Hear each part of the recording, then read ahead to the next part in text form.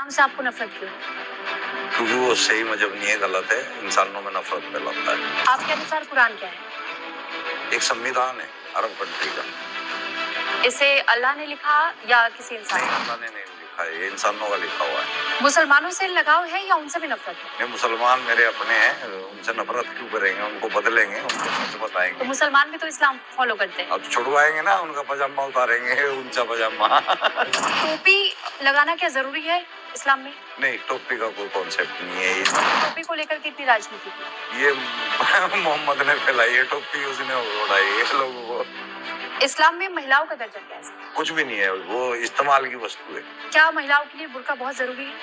नहीं, जरूरी नहीं है, वो जिलेबाब जरूरी है, जो छोटा सा होता है यहाँ तक का, वो जरूरी है। बुर्का तो ये नकल में पहनते हैं सऊदी अरब के लोगों को देख के। मदरसों में किस तरीके की शिक्षा दी जाती है? जिहाद की, नफरत की शिक्षा दी जाती है। क्या आपको लगता है कि मदरसों में इस शिक्षा की वजह से ही मौलाना मौलवी अक्सर एजुकेशन सिस्टम पर सवाल खड़े करते हैं और उसकी खिलाफत करते हैं? हाँ, बिल्कुल यही है। कुरान में एक शब्द आता है काफिर। काफिर का मतलब क्या है? काफिर, आप भी काफिर, जो भी इस्लाम को नहीं मानता, उसके रसूल को नहीं मानता, वो काफिर।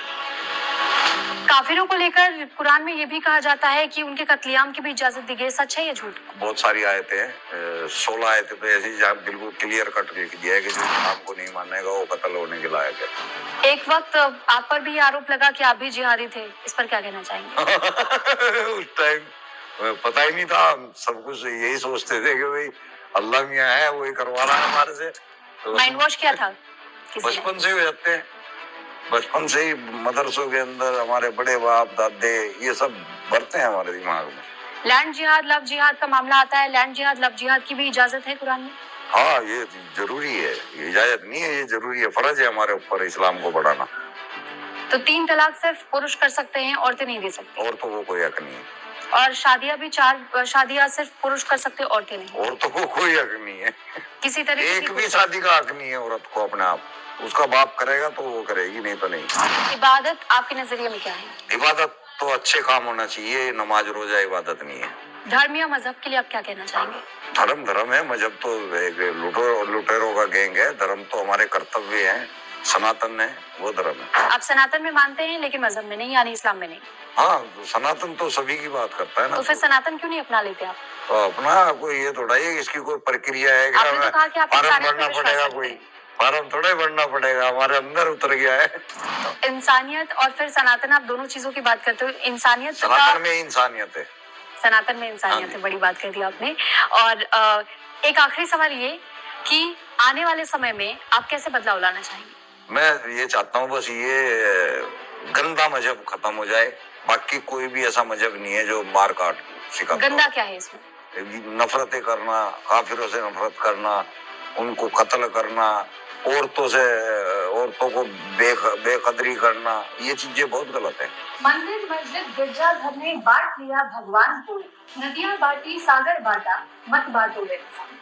आज हम बात करने वाले हैं इंसानियत को लेकर, लेकिन इंसानियत पर हम बात करेंगे क्योंकि हमने अक्सर देखा है कि धर्म के तराजू पर अक्सर इंसानियत को तोड़ दिया जाता है। लेकिन इंसानियत क्या होती है और धर्म क्यों एक तरफ दरकिनार करके लोग आज के वक्त में सबसे ज्यादा इंसानियत पर हर कोई आगे बढ़ना चाह रहा है, इसको लेकर हम चर्चा करेंगे। लेकिन सबसे पहले मैं आपसे अपना तारुफ करवाती हूँ और हमारे साथ जो खास मेहमान है उनका भी तारुफ करवा देती हूँ। आपके साथ मैं हूँ सूफी तिवारी और आज हमारे साथ स्टूडियो में बेहद खास मेहमान मौजूद हैं सलीम वास्तिक जी। बहुत स्वागत है सर आपका। सलीम वास्तिक जी का परिचय अगर मैं आप लोगों को दूं तो दरअसल सलीम जी ने लगभग 25 सालों का समय बीत चुका है जब उन्होंने इस्लाम का मार्ग त्याग दिया है और अब वो चाहते हैं कि मुझे किसी भी धर्म से ना जोड़ करके देखा जाए, लेकिन मुझे एक इंसान जरूर समझा जाए।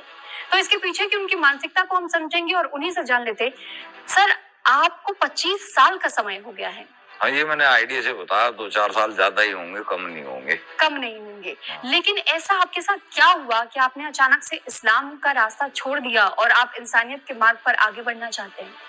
तजुर्बा और तालीम, खुद के जीवन में भी बहुत प्रैक्टिकल किए हैं और तालीम हासिल की है। तो कुरान के बारे में तालीम हासिल हुई है। हम कुरान को अल्लाह की किताब समझ के लगे हुए थे। पढ़ने के बाद पता लगता है कि वो अल्लाह की नहीं है, वो अलग मैटर है कि फिर किसकी है, अल्लाह की नहीं है। तो हम अल्लाह की मान के चले थे, वो छोड़ दिया हमने उसको। फिर हमने बहुत ये फर्जी धर्म भी देखे हैं। धर्म असल में एक ही है, जो जिसको आप कुदरत कह सकते हैं। हमारे कर्तव्य होते हैं हमारे जीवों के प्रति, नदियों के प्रति, हवाओं के प्रति, पहाड़ों के प्रति, ये धर्म होते हैं। माता के प्रति, बहन के प्रति, ये धर्म होते हैं कर्तव्य। तो इसको तो पालन करना चाहिए। अच्छा, अपने कर्तव्यों की बात की, लेकिन मैं ये थोड़ा सा समझना चाहूंगी, क्योंकि जब आप ये कहते हैं कि हमें लोगों के बारे में सोचना चाहिए, हमें अपने आसपास में मौजूद जो सराउंडिंग्स है, जो पर्यावरण है, उसके बारे में सोचना चाहिए, जो तमाम जीव जंतु है उनके बारे में सोचना चाहिए, लेकिन सर ये तो धर्म के साथ जुड़ रहकर भी और किया जा सकता है। क्या इस्लाम इस चीज की गवाही नहीं देता? इस्लाम नहीं देता। अगर आप सनातन की बात करते हैं तो सनातन तो यही कहता है, लेकिन इस्लाम के अंदर ऐसा कुछ नहीं है। इस्लाम के अंदर तो ना तो जीव जो है सुरक्षित है, ना नारी सुरक्षित है। एक दूसरे के मुसलमान सब दुश्मन ही है बने हुए। कुरान की शिक्षा ही ऐसी है, क्योंकि वो एक मोहम्मद की दी हुई किताब है, अल्लाह की नहीं है। उसने अपने टाइम के जो वहां पे सिचुएशन चल रही थी उसके अनुसार कायदे कानून बनाए थे।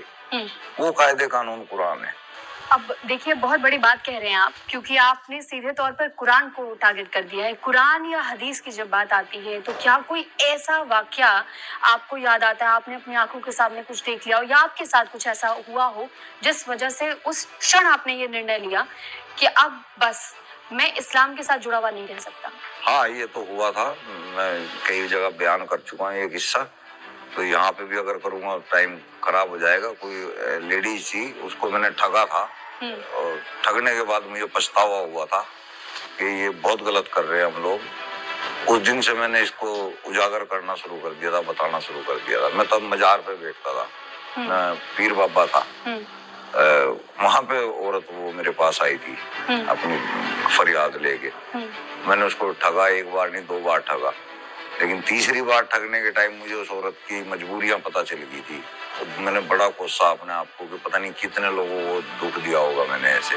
तो आपको अंदर से वो आवाज आई कि मैंने गलत किया किसी के साथ? तो वो इंसानियत की आवाज थी। मुझे खुद ही कचोट दिया मेरे अंदर से। अब वहां जो भी आता था ना, मुझे वो सब ऐसे ही लगने लगे कि यहाँ आदमी हर तरफ से टूट के तब यहाँ आता है।